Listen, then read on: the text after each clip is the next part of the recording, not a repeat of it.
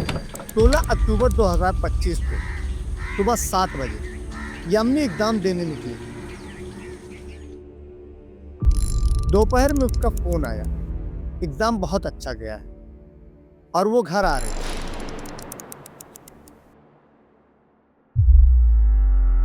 लेकिन उसी दिन दोपहर 2:30 बजे श्री राम पुलिस स्टेशन पे एक कॉल आया। ट्रैक के पास झाड़ियों में किसी अनजान इंसान को इंजर्ड कंडीशन में देखा गया था। गोपाल को यकीन नहीं हुआ, क्योंकि जिस बेटी से कुछ घंटे पहले बात हुई थी वो अब कभी वापस नहीं आएगी। सवालों का तूफान था। क्यों, कैसे और किसने?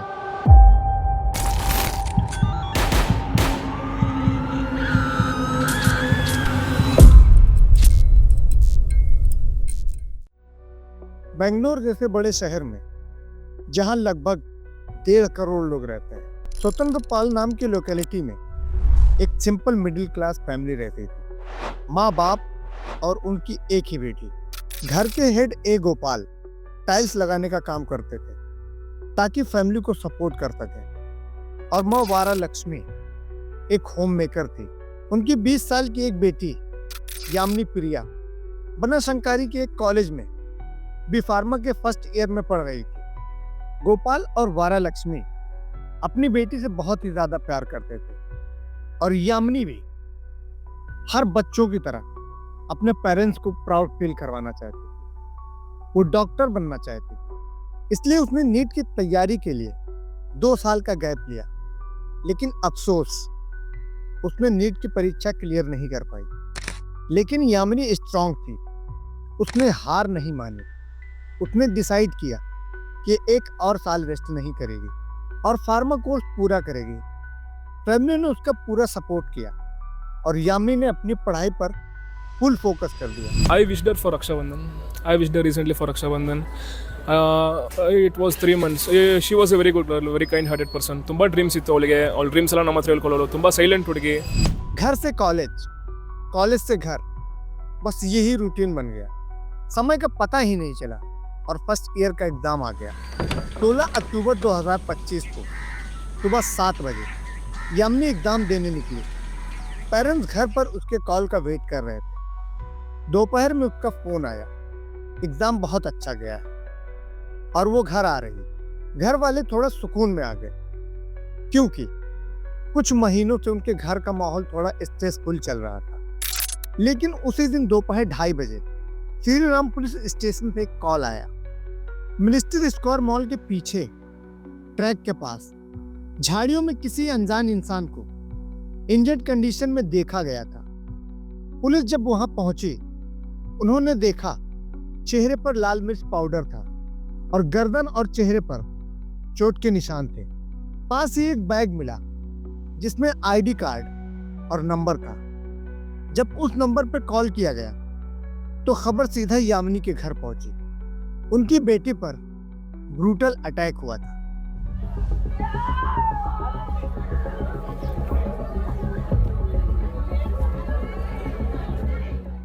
गोपाल को यकीन नहीं हुआ, क्योंकि जिस बेटी से कुछ घंटे पहले बात हुई थी वो अब कभी वापस नहीं आएगी। सवालों का तूफान था। क्यों, कैसे और किसने? और तभी एक नाम सामने आया, विघ्नेश। 28 साल का विघ्नेश यामिनी का पड़ोसी था।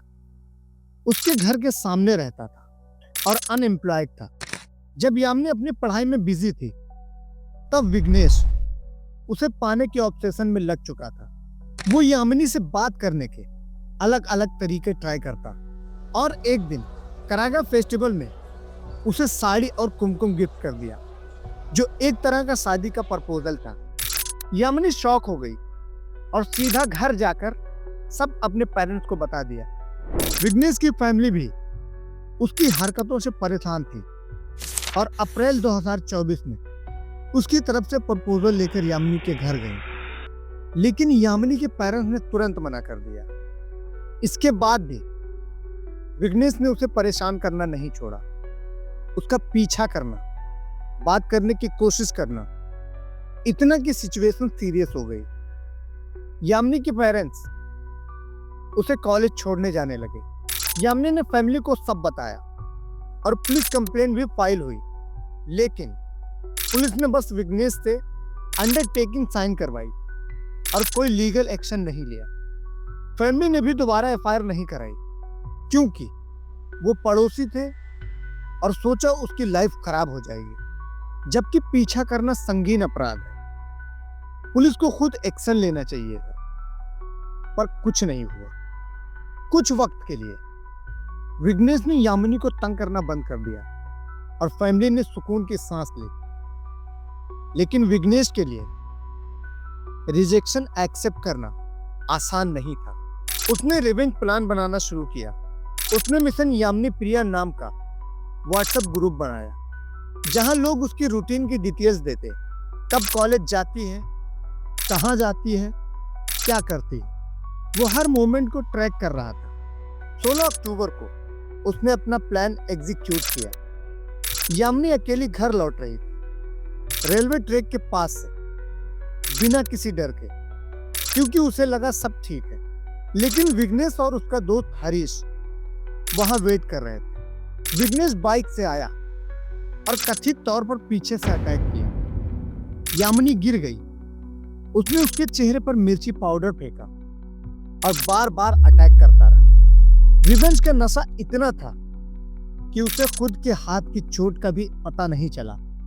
अपना काम करके विघ्नेश तो वहां से भाग गया, लेकिन यामिनी अपनी जिंदगी के लिए लड़ती रही। लोगों ने पुलिस को कॉल किया। तब तक विघ्नेश घर पर पैनिक में सामान पैक करके फैमिली के साथ ऑटो से भाग चुका था।